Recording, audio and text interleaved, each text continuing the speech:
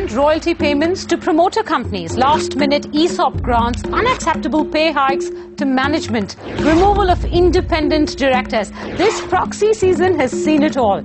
And the evidence says more and more shareholders are standing up to company proposals, voting against them, maybe not winning, but making their voices heard. The poster story of the year has to be how institutional shareholder opposition forced Maruti to rework its Gujarat plant plans, proving that shareholder activism is indeed on the rise in this country. So on the Firm this week, the good, bad and ugly of proxy season 2014 through the eyes of India's three proxy advisory firms, IIAS, SES and InGovern. Amit Tandon, Mr. Gupta and Sriram Subramaniam, thank you very much for joining me on the Firm this week. The headline story this proxy season was a resolution by Tata Motors to pay excess compensation to 3 executive directors in the face of inadequate profits. 2 of the 3 Indian proxy advisory firms recommended that shareholders support the resolution.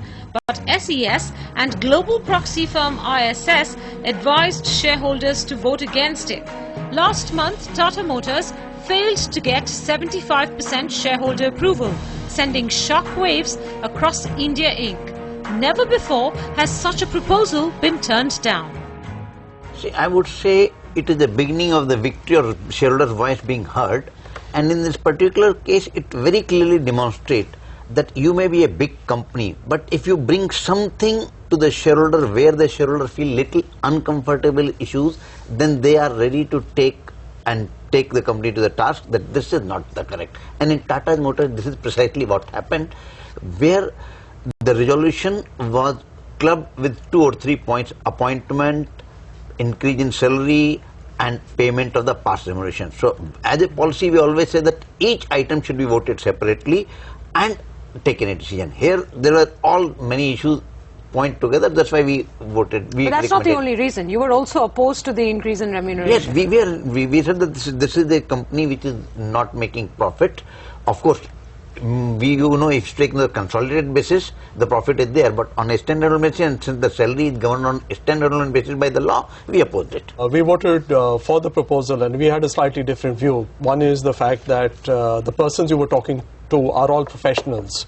And that's a big and important reason, because if you're getting in professionals, you need to employ the best in the market, and you need to pay them well. The second thing is the businesses, we've taken a view, let's look at the consolidated numbers rather than look at the standalone numbers. And then if you look at the consolidated numbers, you see a company with a turnover of about 2,400 billion. As against that, when you look at the compensation, at least for 2 of the 3, we were talking about 30 million or thereabouts. So you're not really being able to look at it in any meaningful sense of the word. So we felt that, look, if you're just looking at it very narrowly, saying that the company's made an operating loss, not looked at the big picture, the fact that they're present in about 20 geographies, we felt you're losing the sight of the woods for the tree, and therefore it makes sense for us to support and vote for the resolution. Okay. I don't want to add one thing here, because it's very important. Where we had objected was that a minimum remuneration cannot include a variable pay, because performance based or incentive pay cannot be minimum remuneration. Minimum remuneration is minimum, and if you have got any incentive pay, it has to relate it to the performance of the company. Okay, I'm curious to know, Sriram, quick word on this. Was this a victory for minority shareholders, given that we did have SES say don't vote for this or vote against this, or was this a sort of a loss for minority shareholders, because in a sense you're not able to pay the caliber of professional management that a company wants to be able to retain? It really did shake up corporate India, because companies have to explain to shareholders before placing in front of shareholders any proposal for that matter. Not just companies have thought that if we do capital restructuring or if we acquire some, we need to put out explanations. That has happened in the past couple of years with Ambuja or Maruti or etc. But now this has shaken up companies to say that we have to explain to shareholders even routine proposals, and we cannot take shareholders' approval for granted. Okay, fine, fair. Let me just step in and say that notwithstanding our recommendations, this has been the first, and it's certainly not the last. This season, companies decided to show some loyalty by paying royalty to their promoter companies. two JSW Group companies proposed that 150 crore rupees be paid in brand and license fees to a promoter company, JSW Investments. That promoter company is owned by Sangeeta Jindal, wife of Sajjan Jindal, the company's managing director. Though all three proxy advisory firms recommended a negative vote, shareholders approved the resolutions.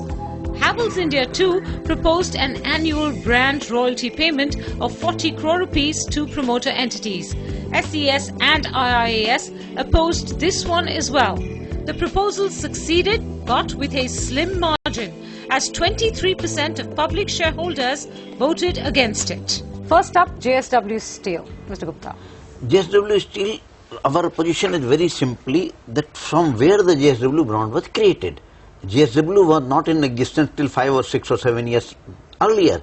JSW started as originally a company, Jindal Vijayanagar Steel, and one more company, Jindal Steel and Jindal Iron and Steel. And all these companies right from day one had the support of public shareholder, public financial institutions and the promoters and others.